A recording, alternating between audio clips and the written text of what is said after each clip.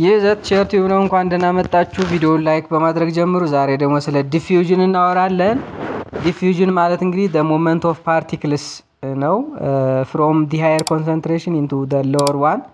ብዙ ኮንሰንትሬሽን ካለበት ትንሽ ወዳለበት የፓርቲክልስ ሙቭመንት ነው ዲፊውዥን የምንለው ማለት ነው።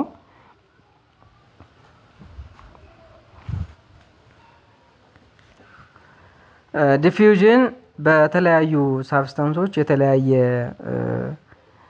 ፍጥነት ይኖረዋል። ለምሳሌ ዲፊውዥን ኢን ጋዝ በጋዝ ውስጥ ሲሆን ቬሪ ፋስት ነው ቢኮዝ የጋዝ ሞለኪውሎች ፍሪሊ ሙቭ ስለሚያደርጉ ወደ ሁሉም አቅጣጫ ማለት ነው። ለምሳሌ ትኩስ ምግብ ሚጨስ ሚሸት ምግብን ስታዩ ዲፊውዥኑ ይሸታችኋል ከሩቅ ማለት ነውና ፍሪሊ ሙቭ ስለሚያደርጉ ሽታው ከሩቅ ይጠራል ማለት ነው። ሁለተኛ ዲፊውዥን ኢን ሊኩዊድ ነው። አሁን ከጋዝ አንፃር ስሎወር ናቸው ቢኮዝ የሊኩዊድ ፓርቲክልስ ከጋዝ አንፃር ፍሪሊ አይደለም ሙቭ ያደርጉት ወይም ደግሞ የተቀራረቡ የተጠጋጉ ናቸው ማለት ነው። ስለዚህ የሊኩዊድ ዲፊውዥን በቀላሉ ከጋዝ ባነሰ ፍጥነት ነው ዲፊውዝ የሚሆነው ማለት ነው። ለምሳሌ ድሮፕ አንድ ከለር ድሮፕ ብታረጉ ቀስ እያለ ነው ዲፊውዝ የሚሆነው ማለት ነው። ልክ እንዳያችሁት ስዕሉ ላይ።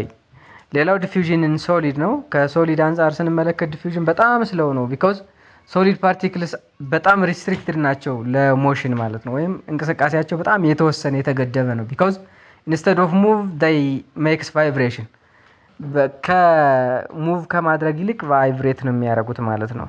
ስለዚህ ሞሽናቸው የተገደበ እና በጣም ውስን ነው የሚሆነው የሶሊድ ፓርቲክልስ ማለት ነው።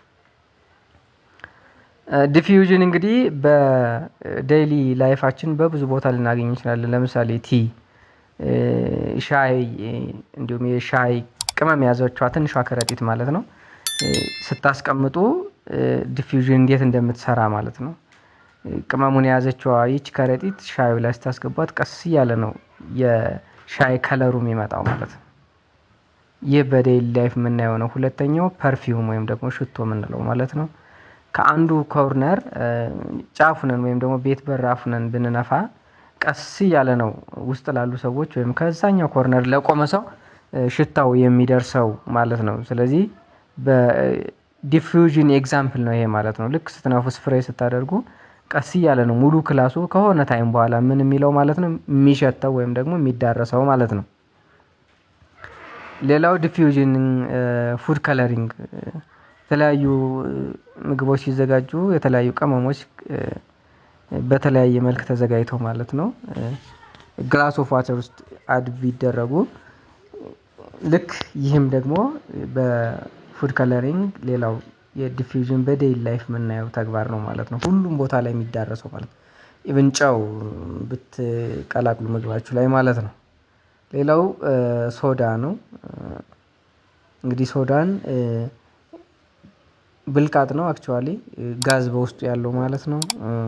ስለዚህ ከፍተን ብንተወው ከሆነ ጊዜ በኋላ ካርቦን ዳይኦክሳይዱ ቀስ እያለ ይወጣል ማለት ነው። ቀስ እያለ ወጥቶ ሞልቶ የነበረው ያ ቦትል ባዶውን ይሆናል ማለት ነው። ምክንያቱም ጋዙ እየወጣ ስለሚሄድ። ስለዚህ እነኚህ ዴይሊ ላይፍ የምናያቸው